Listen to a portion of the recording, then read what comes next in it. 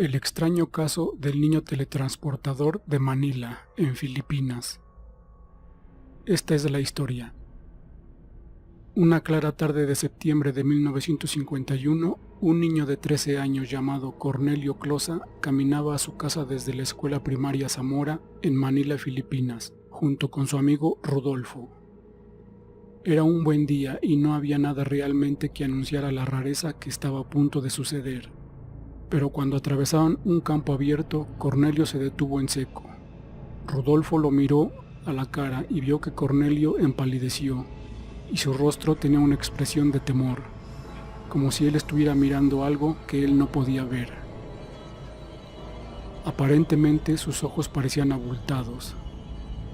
Cuando Rodolfo le preguntó qué estaba mal, Cornelio dijo que podía ver a una chica con un vestido blanco, con cabello largo y rubio, flotando sobre la hierba, y se sorprendió de que Rodolfo no pudiera verla. Entonces Cornelio simplemente desapareció, sin dejar rastro. Este sería el comienzo del extraño caso del niño teletransportador de Manila, en Filipinas. Rodolfo corrió a su casa, atemorizado, y se sorprendió al ver que Cornelio ya estaba allí aturdido. Le dijo a Rodolfo que la joven le había hablado y le había tocado la mano, después de lo cual se había sentido ligero, y fue entonces cuando de repente se encontró frente a su casa. Este secreto se lo guardaron para ellos mismos en ese momento, pero eso fue solo el comienzo.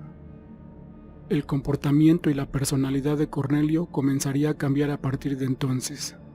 El chico, normalmente alegre, se volvió hosco, gruñón y conflictivo. Se metió en peleas, se saltó la escuela y causó muchos problemas. También continuó haciendo actos de desaparición, en los que simplemente desaparecía y aparecía en otro lugar, a menudo a la vista de los testigos asustados. Una noche se desvaneció frente a su familia y otra frente a toda una clase en la escuela. Más tarde diría que esto siempre sucedía cuando la misteriosa joven vestida de blanco se le aparecía, y ella también parecía darle otros poderes a este chico. Más tarde, un maestro le diría a un misionero evangélico estadounidense llamado Lester Sumrall sobre la experiencia con este niño, que se incluiría en el libro Sumrall, Entidades extraterrestres, una mirada detrás de la puerta del reino espiritual.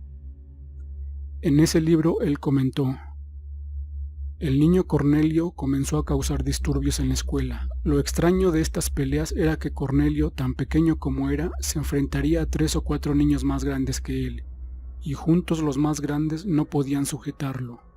Tenía una fuerza sobrehumana. Unos días después lo llamé frente a la clase para dar la lección. Fue al pizarrón, se quedó allí por unos momentos y luego simplemente se evaporó. Fui terriblemente afectado por estos acontecimientos en mi clase. Decidí que antes de perder la cabeza por completo, debía renunciar. Recuerdo cómo la cadena de eventos hizo reír a Cornelio. Fue una especie de risa horrible. No pertenecía a un niño, de hecho, no pertenecía a un ser humano.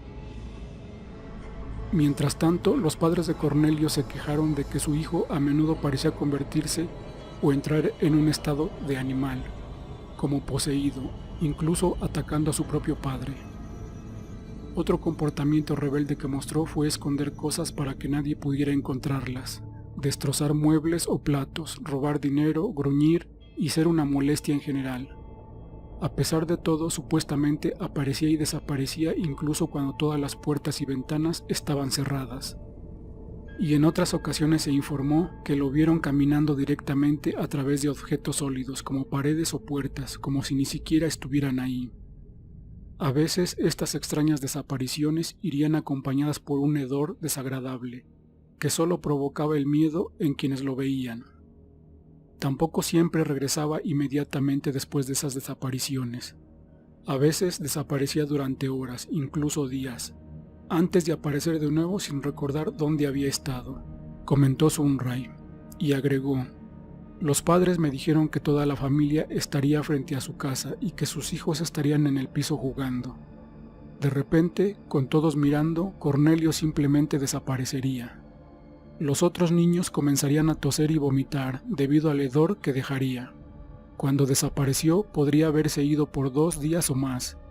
Entonces podría aparecer de nuevo en la cama, dormido. Él entraba en la casa sin usar ventanas o puertas. Él de repente ya estaba allí. Cornelio parecía estar perdiendo la cabeza por todo esto.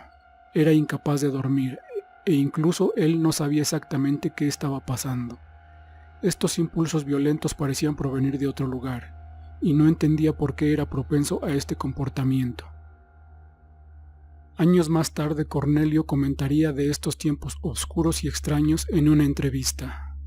Él dijo: «Dormir para mí era casi imposible, nunca me dejaron solo.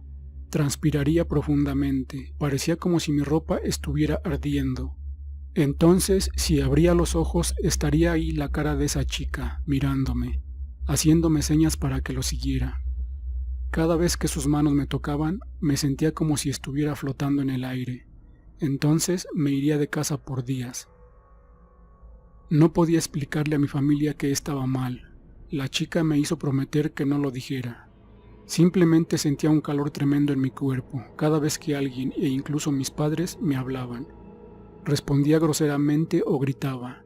No quería gruñir, pero no podía evitarlo. Mi padre me castigaría y a la vez me defendería. Sabía que lo desagradaba, pero no parecía importarme. Cuando nadie me molestaba en la casa, simplemente me sentaba y esperaba. No sabía por qué, pero solo estaba esperando a la joven. Muchas veces íbamos al cine y sabía que nadie podía vernos. Cuando estaba con ella no me sentía exhausto o hambriento. Seguí viendo a la joven y pude salir con ella a pesar de las puertas cerradas, y a veces me iba hasta 3 días, aunque no tenía conocimiento de cuánto tiempo había pasado fuera. Cornelio fue llevado a psicólogos, médicos y expertos en salud mental, pero nadie pudo descubrir qué es lo que le pasaba. Esto fue demasiado para que sus padres lo tomaran y sintieron que no tenían más remedio que enviarlo a un centro de asistencia social, donde demostró estar tan fuera de control e inquietante que lo enviaron de vuelta a casa. Después de eso lo enviaron a un centro de corrección juvenil y nuevamente lo enviaron a casa. Cornelio diría esto: «Desconcertamos a la gente del hospital. Los doctores fueron amables, pero aunque me hablaron de ser un buen chico, no creo que estuviera escuchando. Luego mi padre me trajo a la institución de corrección para delincuentes juveniles. Aquí inmediatamente causé problemas, luché con todos, incluso con los funcionarios. Debido a mi temperamento violento, a menudo me ataban a la cama. Finalmente me regresaron a mi casa. Mis padres parecían haberse resignado a vivir con un monstruo». Aparentemente esto continuó durante otro año, intensificándose todo el tiempo, antes de que la familia Closa buscara ayuda religiosa. Fue en ese momento que llamaría la atención de Sunray sobre este caso, después de que un pastor local afirmó que había escuchado la voz del diablo proveniente de Cornelio, y que el niño habría desaparecido frente a él. Sunray invitó a Cornelio a venir a su iglesia, y de inmediato se hizo evidente que el niño estaba muy incómodo al entrar al edificio. Cornelio más tarde explicaría que tan pronto como entró por las puertas de la iglesia había mirado para ver a la joven parada allí en el umbral, solo que en este momento ella ya no era bonita, sino que sus rasgos estaban torcidos y horribles. Cornelio luego afirmaría: «La joven hizo su aparición justo afuera de la puerta de la iglesia, se veía diferente, ya no era bonita, se veía fea. Cuando ella me habló, escondí mi rostro, miré de nuevo y ella se había transformado en algo horrible, y no parecía una joven o una mujer». Esto convenció a Sunray de que la chica de la que había hablado en realidad era un demonio disfrazado, o alguna otra cosa, y realizó un exorcismo completo allí mismo. Esto parece haber liberado a Cornelio del agarre de la joven, y aparentemente no tenía más visitas de ella, fuera lo que fuera. Más tarde, el niño diría que había tenido la impresión de que ella había sido un ángel, y se dio cuenta que en ese momento en que entró a la iglesia, él se dio cuenta que ella era algo más siniestro. Sunray luego entrevistaría a numerosos familiares y lugareños, y es por eso por su cuenta que se sabe mucho sobre el caso. En 1965, Cornelio daría una rara entrevista con los corresponsales de Unit Press Internacional, y es aquí donde el caso sería más prominente para la conciencia pública. Ha habido muchos escépticos del caso, por supuesto, pero a pesar de todo, Sun Ray siempre se ha mantenido firme en que todo era real. Él dijo: "La historia del niño invisible es cierta, es una historia con la que estaba íntimamente relacionado. Contraté personas para verificar la validez de esta historia, incluidos los policías que tomaron declaraciones juradas firmadas al respecto. Investigamos todo el asunto con mucho cuidado. No queríamos la menor posibilidad de falsedad o transcriversión. Seguramente es uno de los casos mejor documentados en nuestros archivos e interesante observar que un líder religioso, el reverendo Ha Barker, viajó desde los Estados Unidos a Filipinas para verificar los hechos de este caso.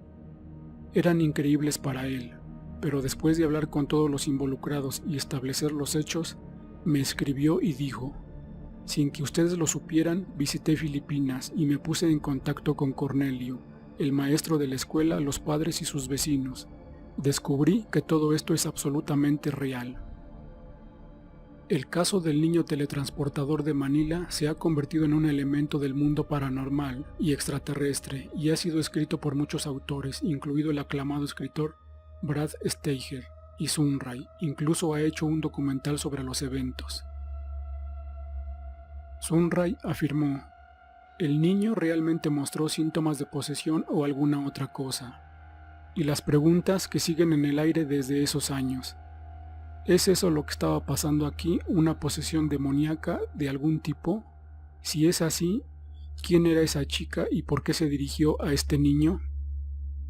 ¿Se trató de una posesión de una entidad extraterrestre? ¿De una entidad extraterrestre oscura? Cualquiera que sea el caso, sigue siendo una rareza histórica única y completamente extraña y misteriosa".